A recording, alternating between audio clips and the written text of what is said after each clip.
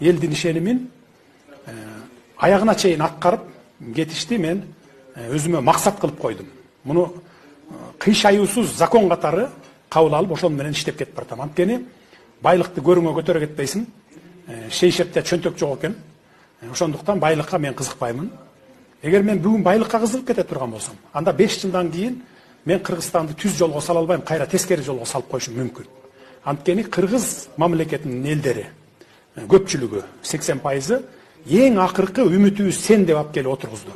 Анан мен ошолордун үмүтүн үзүп башка жакка буруп кетсем, өзүмдүн кызыкчылыгыма, же болбосо байлыкка кызыгып, же бийликке кызыгып, дагы бир бүгүн өсүп келаткан демократияны жок кылам, же болбосо мындай кылам, өзүмдүн кызыкчылыгым үчүн бир узкий кызыкчылык үчүн кетем десем, анда бүтүндөй Кыргызстандын үмүтү өчүп калат. Андан кийин бир да кишиге ишенбейт, бийликке да ишенбей калат.